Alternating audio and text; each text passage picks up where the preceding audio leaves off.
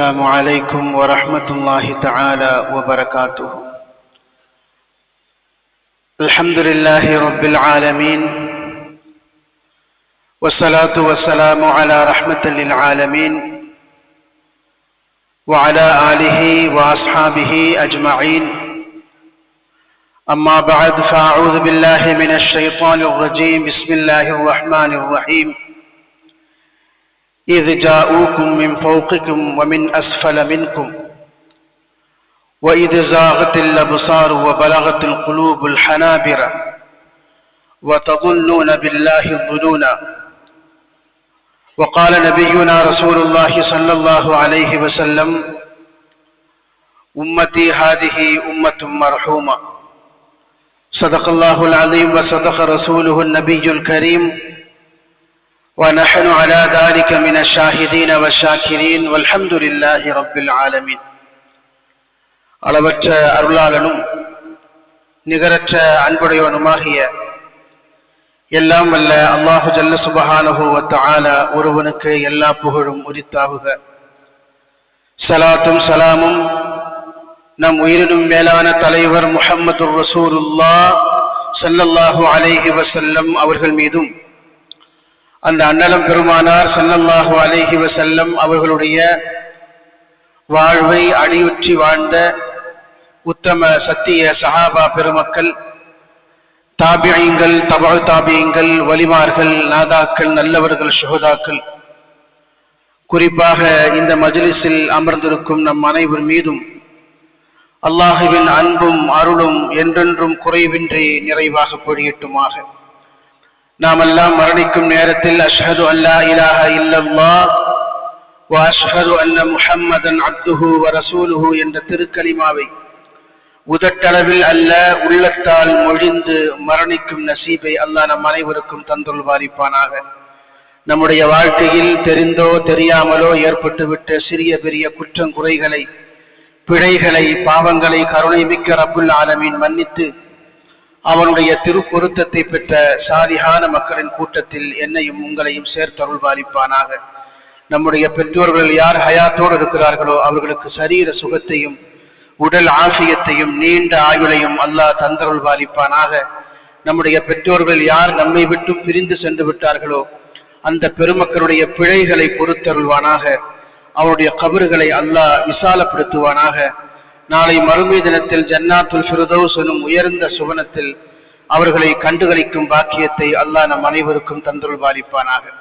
சங்கைக்கும் பெருமதிப்புக்கும் உரிய அல்லாஹுவின் நல்லடியார்களே, நபிகள் நாயகம் ரசூலுல்லாஹி ஸல்லல்லாஹு அலைஹி வஸல்லம் அவர்களை நபியாக ஏற்றுக்கொண்ட இந்த உம்மத்து பாக்கியம் நிறைந்த பரக்கத்தான ஒரு உம்மத்து.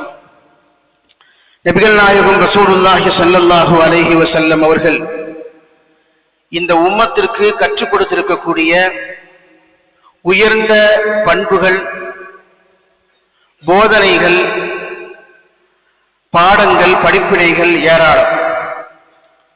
இந்த உம்மத்தினுடைய உயர்வுக்காகவும் மேம்பாட்டுக்காகவும் துனியாவிலும் ஆகிரத்திலும் அவர்கள் வெற்றி பெற வேண்டும் என்பதற்காக சதா சர்வகாலமும் கவலைப்பட்டுக் கொண்டே இருந்தவர்கள் ரசூல் ஸல்லல்லாஹு அலைஹி வஸல்லம் அவர்கள்.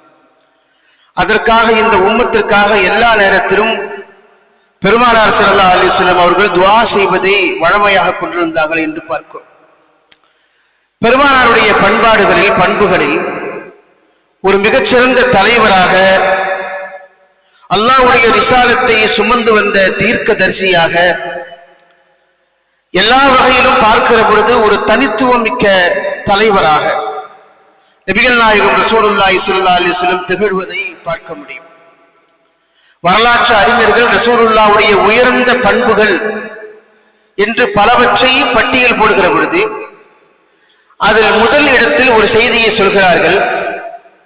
நபிகள் நாயகம் ரசூலுல்லாஹி ஸல்லல்லாஹு அலைஹி வஸல்லம் அவர்கள் எப்பொழுதும் நேர்மறையாக சிந்தித்தவர்கள், எதிர்மறையாக சிந்திக்காதவர்கள். தங்கள் சார்ந்திருக்கிற சமூகத்திற்கும் பாசிட்டிவான, நேர்மறையான சிந்தனைகளை போதித்தவர்கள். எதிர்மறையான சிந்தனைகளில் இருந்தும் இந்த சமூகத்தை பாதுகாத்தவர்கள். ஒரு அவநம்பிக்கையான பேச்சு, ஒரு கவலையான ஒரு பேச்சிலே இருந்து இந்த உம்மத்தை பாதுகாத்தவர்கள் முஹம்மது ஸல்லல்லாஹு அலைஹி வஸல்லம் அவர்கள். பெருமானார் ஸல்லல்லாஹு அலைஹி வஸல்லம் சொன்னார்கள், லா யமூத்தன்ன அஹதுக்கும் வஹுவ யுஹ்ஸினுல் ظن பில்லாஹ். நீங்கள் மரணிப்பதாக இருந்தாலும் கூட அல்லாஹ்வை பற்றிய அவநம்பிக்கையோடு நீங்கள் மரணித்து விடாதீர்கள். நீங்கள் இந்த உலகத்தை விட்டு பிரிந்து செல்லுகிற பொழுது அல்லாஹ்வை பற்றிய நல்ல எண்ணத்தோடு நீங்கள் மரணியுங்கள் என்று சொன்னார்கள். மரணிக்கிற பொழுதே அப்படி சொன்னார்கள் என்றால் வாழும் காலத்தில் நல்ல சிந்தனைகளை, தன்னம்பிக்கை ஊட்டக்கூடிய சிந்தனைகளை சொன்னவர்கள் முஹம்மது ஸல்லல்லாஹு அலைஹி வஸல்லம் அவர்கள்.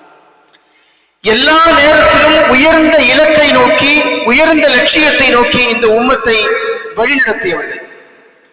எப்படி தன்னம்பிக்கையோடு இந்த உலகத்தில் வாழ்வது, இந்த உலகத்தின் மூளை முடுக்கள் எல்லாம் இந்த இஸ்லாத்தின் பேரொழியை நீங்கள் ஒளி வீசி பிரகாசிப்பதை நீங்கள் காண்பீர்கள். இன்றைக்கு உங்களுக்கு கஷ்டம் இருக்கலாம், துன்பம் இருக்கலாம், சோதனைகள் இருக்கலாம், எதிர்ப்புகள் இருக்கலாம், குற்றச்சாட்டுகள் இருக்கலாம், வசை இருக்கலாம். எது இருந்தாலும் இந்த உலகத்தை நீங்கள் தான் ஆளப்போகிறீர்கள். எதிர்காலம் இஸ்லாத்திற்கு சொந்தமானது. யார் யாரெல்லாம் முஸ்லிம்களையும் இஸ்லாத்தையும் ஒழிக்க வேண்டும் என்று திட்டம் போடுகிறார்களோ அந்த மண்ணில் எல்லாம் இஸ்லாத்தினுடைய கொடி உயர பரப்பதை நீங்கள் பார்க்க முடியும் என்று எல்லா காலத்திலேயும் இந்த உம்மத்தை பாசிட்டிவாக நேர்மறை சிந்தனையோடு வழிநடத்தியவர்கள் பெருமானார் ஸல்லல்லாஹு அலைஹி வஸல்லம் அவர்கள். நீங்கள் அல்லாஹ்விடத்தில் எதை கேட்கிற பொழுதும் உயர்ந்ததை கேளுங்கள். மட்டமானதை, கேவலமானதை, அருவருப்பானதை சின்னதா கேட்காதீங்க. பெரிதிலும் பெரிது கேள் என்று தமிழிலே சொல்வார்கள். எதை கேட்கிற பொழுதும் ரப்பிடத்தில் நீங்கள் பெரிதை கேளுங்கள், பெரியதை கேளுங்கள், நல்லவற்றை கேளுங்கள். இன்னல்லாஹ யுஹிப்பு மஆலியல் உமூரி வ அஷ்ராஃபா. அல்லாஹ் ஜல்ல சுப்ஹானஹு வ தஆலா எந்த விஷயமாக இருந்தாலும் அதில் சிறந்ததை, உயர்ந்ததை மிகவும் விரும்புகிறான். அதில் கேவலமானதை, அருவருப்பானதை, மட்டமானதை ரப்பு சுப்ஹானஹு வ தஆலா வெறுக்கிறான் என்று சொல்லிவிட்டு பெருமானார் ஸல்லல்லாஹு அலைஹி வஸல்லம் அவர்கள் குர்ஆனிலே ஓதக்கூடிய வசனத்தை சொல்வார்கள், குன்தும் கைர உம்மா.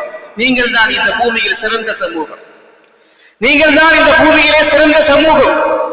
வஅன்துமுல் அலௌன இன் குன்தும் முஃமினீன். நீங்கள் ஈமானிலே உறுதியாக இருக்கும் பட்சத்தில் நீங்கள் தான் உயர்ந்தவர்கள். உங்களை ஜெயிப்பதற்கு இந்த உலகத்தில் வேறு சமூகம் இல்லை என்றெல்லாம் இந்த உம்மத்தை குறித்து பெருமானார் ஸல்லல்லாஹு அலைஹி வஸல்லம் அவர்கள் நெகிழ்ச்சியாக பேசியிருக்கிறார்கள். உம்மத்தி ஹாதிஹி உம்மத்துன் மர்ஹூமா. என்னுடைய இந்த உம்மத்து ஆசீர்வதிக்கப்பட்ட உம்மத்து என்று நபிகள் நாயகம் ரசூலுல்லாஹி ஸல்லல்லாஹு அலைஹி வஸல்லம் இடத்திலே சொல்லி இருப்பதை பார்க்கிறோம். எல்லா இடத்திலும் உயர்ந்த லட்சியம், உயர்ந்த நோக்கம், உயர்ந்த இலக்கு, உயர்ந்த விஷன், அதை நோக்கி இந்த சமூகத்தை வழிநடத்தியவர்கள் பெருமானார் ஸல்லல்லாஹு அலைஹி வஸல்லம். ஒரு தலைவருக்கு இருக்க வேண்டிய மிக முக்கியமான பண்பு, ஒரு சமூகத்தை வழிநடத்தக்கூடிய ஒரு தலைவருக்கு ஒரு விஷயம் இருக்க வேண்டும். ஒரு புதிதாக ஒரு கம்பெனி தொடங்குகிறார் என்றால் அந்த கம்பெனிக்கு என்று ஒரு விஷன் வைத்திருப்பார்கள். என்ன, 10 வருஷத்தில் இந்த கம்பெனியை இந்தியாவின் முதல் கம்பெனியாக மாற்ற வேண்டும், எங்களுக்கு இன்னென்ன நாடுகளில், இன்னென்ன ஊர்களில் இத்தனை ஆயிரம் பிரான்ச்சுகள் உருவாக வேண்டும், ஆண்டு வருமானம் எங்களுக்கு 1000 கோடியை நாங்கள் சொல்ல வேண்டும், என்னுடைய தயாரிப்புகள் நாடு முழுக்க விநியோகிக்கப்பட வேண்டும் என்றெல்லாம் அந்த கம்பெனிக்கு ஒரு விஷயம் இருக்கும். முஹம்மது ஸல்லல்லாஹு அலைஹி வஸல்லம் அவர்களுக்கு ஒரு விஷன் இருந்தது. அந்த விஷன் என்ன அப்படின்னா, இந்த உலகத்தில் இருக்கிற யாரும் நரகத்திற்கு செல்லக்கூடாது, எல்லோரும் சொர்க்கத்திற்கு செல்ல வேண்டும். அந்த சொர்க்கம் என்பதை பெருமானார் சொல்லுகிற சொன்னார்கள், நீங்கள் அல்லாஹ்விடத்தில் சொர்க்கத்தை கேட்பதாக இருந்தாலும் சாதாரணமாக நீங்கள் சொர்க்கத்தை கேட்காதீர்கள். இதா சால்துமுல்லாஹ், அல்லாஹ்விடத்தில் நீங்கள் கேட்பதாக இருந்தால் ஃபஸலூஹுல் ஃபிர்தௌஸ, ஜன்னத்துல் ஃபிர்தௌஸுக்கு வேண்டும் என்று கேளுங்கள். சொர்க்கத்தில் நிறைய படித்தரங்கள் இருக்கிறது, நிறைய சொர்க்கம் இருக்கிறது. அல்லாஹ்விடத்தில் நீங்கள் சொர்க்கத்தை கேட்பதாக இருந்தாலும் கூட ஜன்னத்துல் ஃபிர்தௌஸ் வேண்டும் என்று கேளுங்கள் என்று சொன்னார்கள். எல்லா இடத்திலேயும் உயர்ந்த இலக்கை நோக்கி, இருப்பவற்றில் சிறந்தவற்றை நோக்கி, உயர்ந்ததை நோக்கி பெருமானார் ஸல்லல்லாஹு அலைஹி வஸல்லம் வழிநடத்தி இருப்பதை பார்க்கிறோம். இந்த உயர்ந்த இலக்கு, உயர்ந்த லட்சியம், நேர்மறை சிந்தனைகள், இது ஒரு தலைவருக்கு ரொம்பவும் அவசியமானது. ஒரு குடும்பத்தை வழிநடத்தக்கூடியவர், ஒரு நிறுவனத்தை வழிநடத்தக்கூடியவர், ஒரு சமூகத்தை வழிநடத்தக்கூடிய தலைவர்களுக்கு இந்த பண்பு ரொம்ப முக்கியமானது. எதையும் ரசூல் ஸல்லல்லாஹு அலைஹி வஸல்லம் நெகட்டிவாக பார்க்க மாட்டார்கள், எல்லாவற்றையும் பாசிட்டிவாக பார்ப்பார்கள். இந்த சமூகத்திற்கு அதன் மீதே வழிநடத்துவார்கள். அதனால ரசூலுல்லாஹ்வுடைய வரலாற்றுல முடியாது, இது சிரமம், ரொம்ப கஷ்டமான விஷயம், இது நடக்காது, வேணா சொல்லி பார்க்கிறேன், முயற்சி பண்ணுவோம் என்று பெருமானார் ஸல்லல்லாஹு அலைஹி வஸல்லம் எந்த இடத்திலையும் பேசாமல் இருப்பதை நாம் பார்க்கிறோம். சஹாபாக்கள் ஒரு நெருக்கடியை சந்திக்கிற பொழுது, கஷ்டத்தை சந்திக்கிற பொழுது, பசியை பட்டினியை சந்திக்கிற பொழுது அவர்களை அந்த உயர்ந்த வெற்றியை நோக்கி, அந்த சுவனத்தை நோக்கி, எதிர்காலத்தின் இலக்கை நோக்கி, பெருமானார் ஸல்லல்லாஹு அலைஹி வஸல்லம் அவருடைய எதிர்கால ஃபியூச்சரில் வரக்கூடிய அந்த விஷனை நோக்கி சஹாபாக்களை பெருமானார் ஸல்லல்லாஹு அலைஹி வஸல்லம் டைவர்ட் செய்வார்கள் என்று பார்க்கிறோம். கந்தக் என்று சொல்லக்கூடிய ஒரு யுத்தம் நடந்தது. சாதாரணமான யுத்தம் இல்லை. அல்லாஹ் ஜல்ல சுப்ஹானஹு வ தஆலா அந்த யுத்தத்தை பற்றி ஒரு தனி அத்தியாயமே இறக்கி இருக்கிறார். சூரத்துல் அஹ்ஸாப் என்று சொல்லக்கூடிய ஒரு அத்தியாயம். கடுமையான போர். முஸ்லிம்கள் மிகவும் கஷ்டத்திற்கு மேல் கஷ்டம், அதிர்ச்சிக்கு மேல் அதிர்ச்சியை சந்தித்த ஒரு போர். மதீனாவை சுற்றி எதிரிகள் 10,000 பேர் சூழ்ந்திருக்கிறார்கள். வெறுமனே மக்காவின் காஃபிர்கள் மட்டுமல்ல, மதீனாவின் யூதர்கள் சுற்று வட்டாரத்தில் இருக்கக்கூடிய 10,000 பேர் மதீனாவை சூழ்ந்திருக்கிறார்கள்.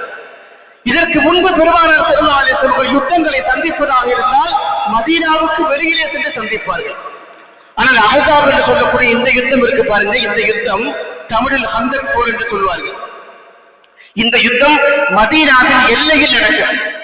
கொஞ்சம் அசட்டையாக இருந்துவிட்டால் எதிரிகள் மதீனாவுக்கு உள்ளே புகுந்து துவம்சம் செய்து விடுவார்கள். அவர்கள் 10,000 பேர் இருக்கிறார்கள். முஸ்லிம்கள் கிட்டத்தட்ட ஒரு 1,500 சொச்சம் பேர் தான் இருக்கிறார்கள். அட்மாஸ்பியர் சூழ்நிலைகள் சரியில்லை. ரொம்ப பஞ்சத்திலையும் பசியோடும் பட்டினியோடும் சஹாபாக்கள் அந்த இடத்திற்கு வந்திருக்கிறார்கள்.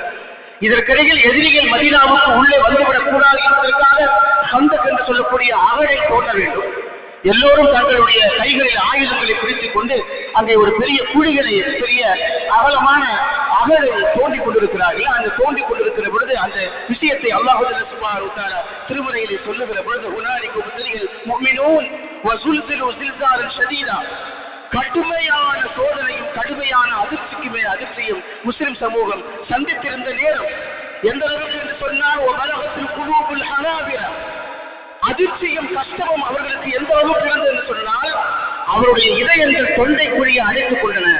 அல்லாஹ் திருமறையிலே சொல்கிறார். அந்த அஹ்ஸாபுடைய யுத்தத்தின் நேரத்தில் கடுமையான கஷ்டத்தின் காரணத்தினால் உங்கள் நெஞ்சு பகுதி தொண்டை குழியை வந்து அழைத்துக் கொண்டது. அப்படி அழைத்துக் கொண்டு விடுவது அதுல்லூன பில்லாஹி துனூனா, நீங்கள் அல்லாஹ்வை பற்றி ஏதோ தப்பாக எண்ணிக்கொண்டீர்கள். அவ்வளவு கடுமையான ஒரு யுத்தத்தின் நேரம். அந்த நேரத்திலும் கூட சஹாபாக்கள் தங்களுடைய பசியின் காரணத்தினால், உணவில்லாத காரணத்தினால் தங்களுடைய வயிற்றிலே பசியை மறப்பதற்காக கல்லை கட்டி வைத்திருந்தார்கள். நமக்கு தெரியும், வரலாற்று நமக்கு தெரிந்த செய்திதான். சஹாபாக்கள் தங்களுடைய ஆடையை உயர்த்தி வயிற்றிலே கட்டி இருக்கிற அந்த ஒரு கல்லை காட்டிய பொழுது நபிகள் நாயகம் ரசூலுல்லாஹி ஸல்லல்லாஹு அலைஹி வஸல்லம் தங்களுடைய ஆடையை மேலே தூக்கி வயிற்றை காட்டினார்கள். அங்கே 2 கற்கள் கட்டப்பட்டிருந்தன. வரலாற்று நாம் இந்த தகவல்களை பார்க்க முடியும். மதீனாவே கேள்விக்குரிய, அவர்கள் உள்ளே நுழைந்து விட்டால், ஒருவேளை போரில் அவர்கள் தோற்று போய்விட்டால் என்ன நடக்கும் என்று சொன்னால் மதீனாவை அப்படியே சூறையாடி வருவார்கள். 10,000 பேரும் சேர்ந்து சூறையாடி கொண்டிருப்பார்கள். சஹாபாக்கள் எல்லோரும் சேர்ந்து அகழ் தோன்றுகிறார்கள். அப்படி மண்ணுக்கு அடியிலே பாறைகள் தென்படுகின்றன. சஹாபாக்கள் அந்த பாறைகளை அடிக்கிறார்கள், உடைக்க முடியவில்லை. ரசூலுல்லாஹ்விடத்திலே முறையிடுகிறார்கள். பெருமானார் ஸல்லல்லாஹு அலைஹி வஸல்லம் அந்த கம்மட்டியை வாங்கி அந்த பாறையின் மீது ஓங்கி அடிக்கிறார்கள். அடிக்கிற பொழுது அந்த பாறை நொறுங்கி உள்ளே இருந்து ஒரு ஒளி, ஒரு வெளிச்சம் வேகமாக பரவுகிறது. அப்படி பரவுகிற அந்த சந்தர்ப்பத்தில் நபிகள் நாயகம் ரசூலுல்லாஹி ஸல்லல்லாஹு அலைஹி வஸல்லம் சொன்ன வார்த்தைகளை வரலாறு பதிவு செய்து வைத்திருக்கிறது. ரசூல் ஸல்லல்லாஹு அலைஹி வஸல்லம் சொன்னார்கள், உஅதீது மஃபாத்திஹல் ரூம் உஅதீது மஃபாத்திஹல் ஃபாரிஸ் உஅதீது மஃபாத்திஹல் ஷாம். ஷாம் தேசத்தினுடைய சாவி அல்லாஹ் என் கையிலே தந்து விட்டார். ரோம் தேசத்தினுடைய சாவியை அல்லாஹ் என் கையிலே தந்து விட்டார். பாரசீகத்துடைய சாவியை அல்லாஹ் என் கையிலே தந்து விட்டார் என்று சொன்னால் அந்த நாடுகளுடைய ஆட்சி பொறுப்புகளை அல்லாஹ் என் கைகளிலே தந்து விட்டார் என்று சொன்னார்கள். ஜெயிக்கிறோமா இல்லையா என்று தெரியவில்லை. இப்போது இருக்கிற மதீனாவிலே நிரந்தரமாக வாழ முடியுமா என்று தெரியவில்லை. யுத்தத்திலே ஜெயிப்போமா என்று தெரியவில்லை. சாப்பிடுவதற்கு உணவு இல்லை, பசியோடு இருக்கிறார்கள். என்ன நடக்கும் என்று தெரியாத அந்த வீதியான காலகட்டத்தில் பெருமானார் ஸல்லல்லாஹு அலைஹி வஸல்லம் அவர்கள் சஹாபாக்களுக்கு சொல்கிறார்கள், ஒரு காலம் வரும், அந்த காலத்தில் நீங்கள் ஷாமை ஜெயிப்பீர்கள். ஒரு காலம் வரும், அந்த காலத்தில் நீங்கள் ரோம் நாடை வெற்றி கொள்வீர்கள். ஒரு காலம் வரும், அந்த காலத்தில் நீங்கள் பாரசீகத்தை வெல்வீர்கள் என்று சஹாபாக்களுக்கு அறிவுறுத்துகிறார்கள். அப்படி அறிவுறுத்துகிற பொழுது சஹாபாக்கள் பாருங்க, அந்த நேரத்தில் பெருமானார் ஸல்லல்லாஹு அலைஹி வஸல்லம் புலம்பவில்லை, நெகட்டிவாக எதையும் பேசவில்லை. அந்த கூட்டத்தில் இருந்த ஒரு சஹாபி இப்படி கேட்கிறார், ஐயுல் மதீனத்தைனி துஃப்தஹு அஃதலன் யா ரசூலல்லாஹ், ஷாமை ஜெயிப்போம் என்று சொன்னீர்கள், பாரசீகத்தை ஜெயிப்போம் என்று சொன்னீர்கள், அதே போல ரோம் நாட்டை ஜெயிப்போம் என்று சொன்னீர்களே, இந்த நாடுகளில் நாம் எதை முதலில் ஜெயிப்போம் என்று சொல்ல முடியுமா என்று கேட்டார். சாப்பாட்டுக்கு வழி இல்ல, பசியோடு இருக்குது என்று சஹாபாக்கள் சொல்லவில்லை. நீங்கள் சொன்ன இந்த நாடுகளின் வரிசையில் எதை நாம் முதலில் ஜெயிக்கப் போகிறோம் என்று சஹாபாக்கள் கேட்டார்கள். நாம் வரலாறு கேட்ட பொழுது பெருமானார் ஸல்லல்லாஹு அலைஹி வஸல்லம் சொன்னார்கள், இருக்கல் என்கிற மன்னன் எந்த நாட்டை ஆளுகிறானோ அந்த நாட்டை நீங்கள் முதலில் ஜெயிப்பீர்கள் என்று சொன்னார்கள். இன்றைக்கு இருக்கக்கூடிய வல்லரசுகள் அமெரிக்காவும் ரஷ்யாவும் என்று சொன்னால், அன்றைக்கு ரோமும் பாரசீகமும் தான் மிகப்பெரிய வல்லரசாக சேர்ந்தன. அவர்கள் அரபுகளை என்ன மதிப்பீடு வைத்திருந்தார்கள் என்று சொன்னால், அரபுகள் ஒரு ஜனமே அல்ல, ஒரு மக்கள் கூட்டமே அல்ல, ஒரு சமூகமே அல்ல. அவர்கள் பஞ்ச பராதிகள், சாப்பாட்டுக்கு வழி இல்லாதவர்கள், ஏழைகள், எதுவுமே தெரியாத அப்பாவிகள் என்று அரபுகளை குறித்து எடை போட்டிருந்த சமயத்தில் தான் அந்த சஹாபாக்களுக்கு பெருமானார் ஸல்லல்லாஹு அலைஹி வஸல்லம் சொல்றார்கள், ரோம் நாட்டை நீங்கள் ஜெயிப்பீர்கள், பாரசீக நாட்டை நீங்கள் ஜெயிப்பீர்கள், ஷாமை நீங்கள் ஜெயிப்பீர்கள் என்று சஹாபாக்களுக்கு தன்னம்பிக்கை ஊட்டி இருப்பதை நாம் பார்க்கிறோம். அந்த சமயத்தில் தான் வகாலல் முனாஃபிகூன, குர்ஆன் பேசுகிறது, மா வஅதல்லாஹு வ ரசூலுஹு இல்லா குரூரா, அல்லாஹ்வும் அல்லாஹ்வுடைய தூதரும் நடக்காத காரியத்தை சொல்லி இந்த மக்களை ஏமாற்றுகிறார்கள் என்று முனாஃபிக்குகள் பேசிக் கொண்டார்கள்.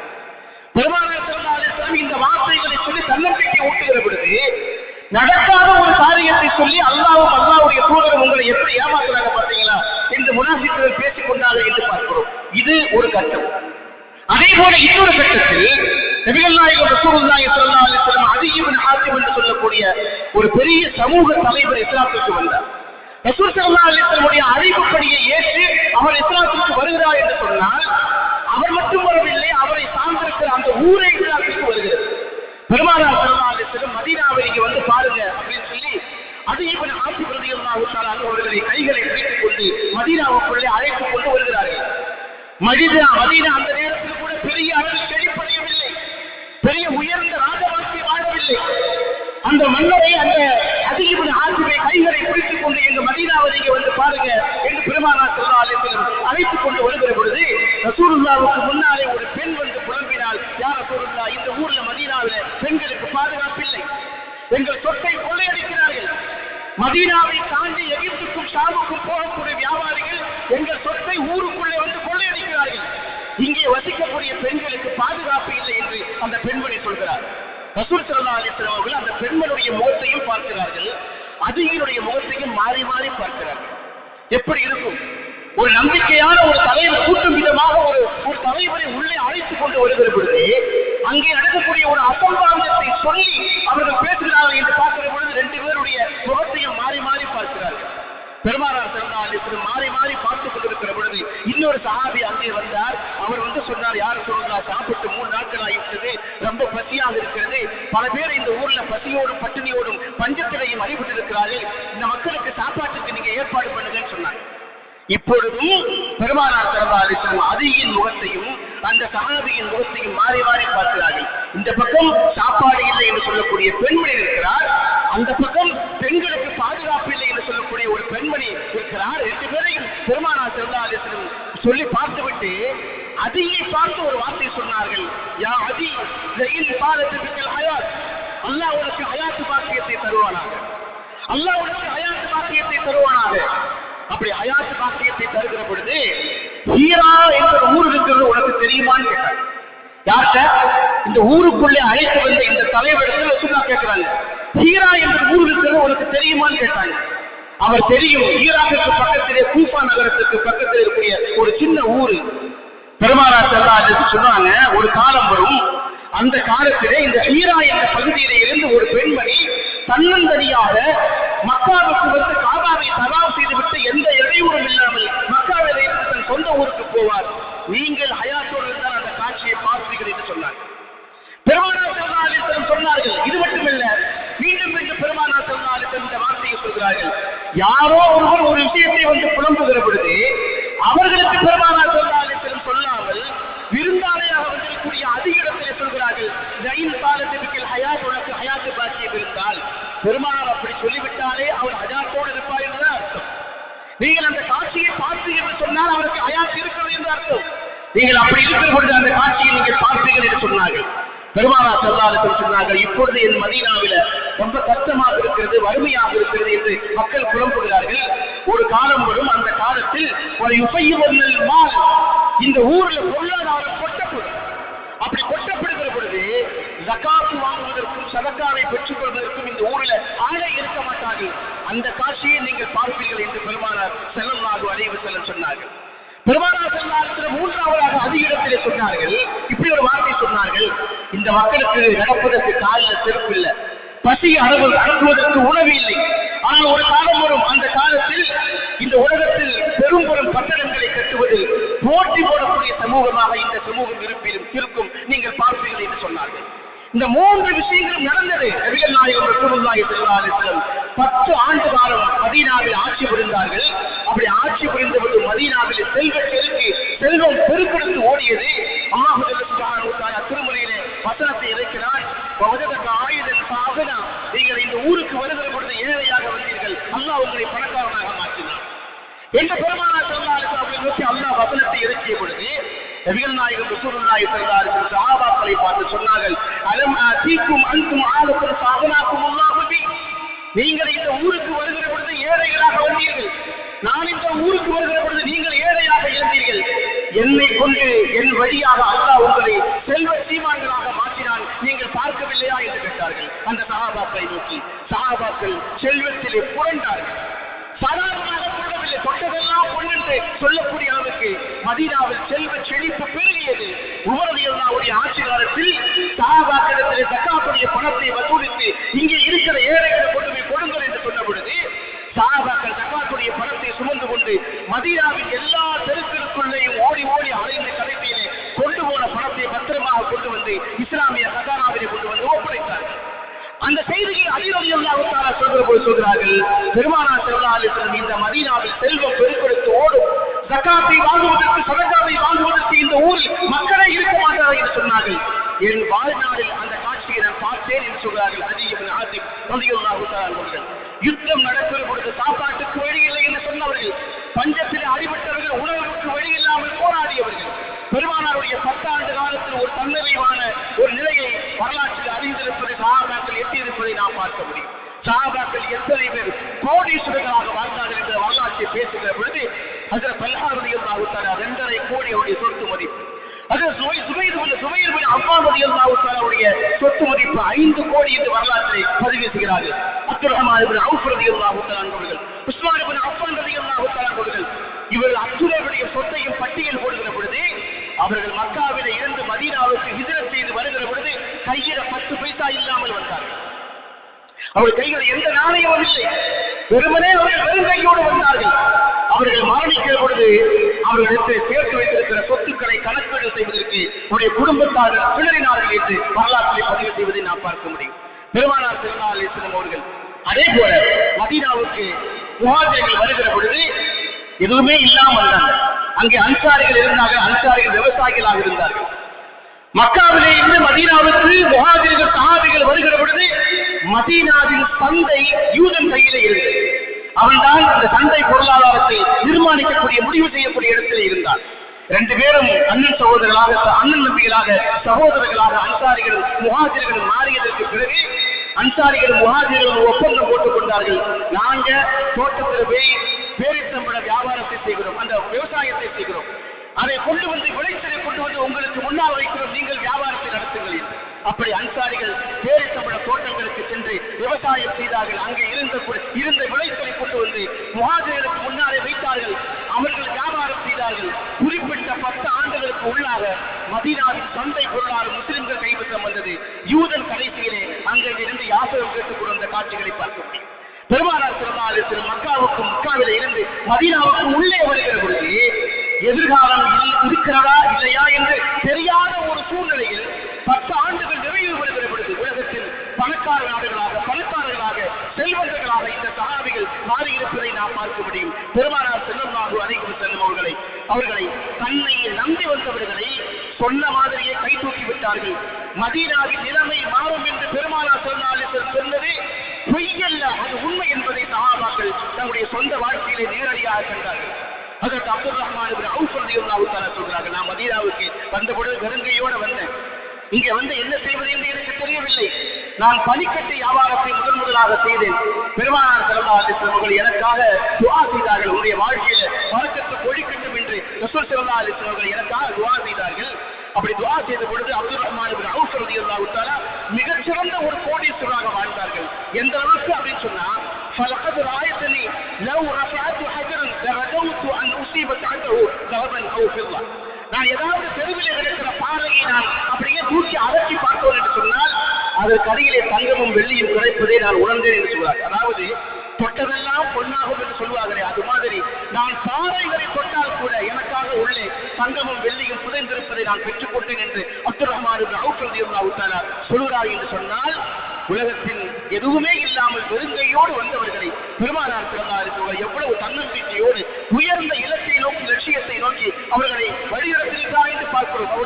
அவருடைய வசதி வாய்ப்பு என்பது ரொம்பவும் பெருகியது.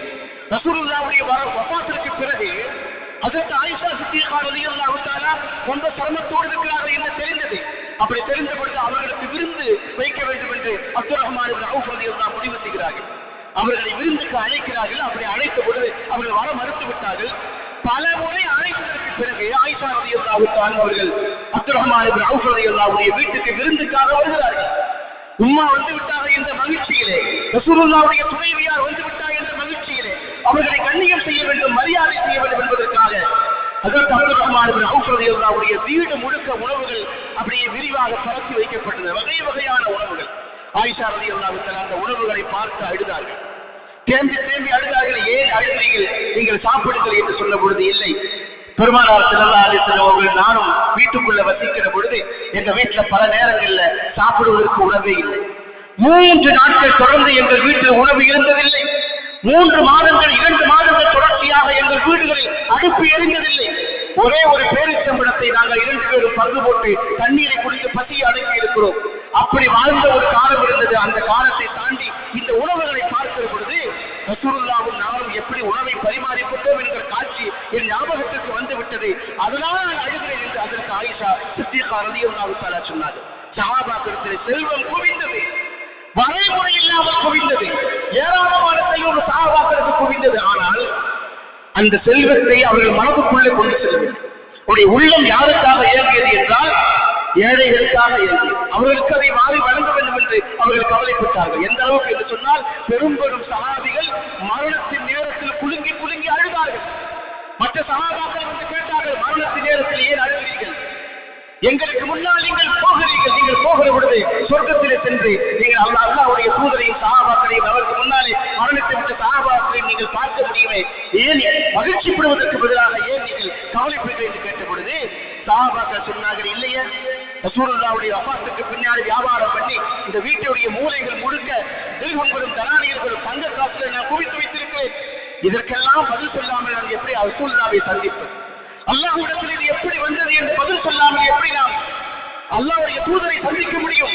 அல்லாஹ்வுடைய தூதரையும் நண்பர்களையும் சந்திப்பதற்கு இந்த செல்வம் ஒரு பெரிய மகிழ்ச்சிவராக தடைக்கல்லாக இருக்கிறது. அதை நினைத்து எங்களுக்கு அழுகை வருகிறது என்று சஹாபாக்கள் சொன்னதை நாம் பார்க்க முடியும். பெருமானார் ஸல்லல்லாஹு அலைஹி வஸல்லம் இப்படி துஆ செய்தார்கள், அல்லாஹும்ம அஹ்யினி மிஸ்கீனா வ அமித்னி மிஸ்கீனா வ அஷ்ருனி ஃபி சுன்னத்தில் மசாகீன்.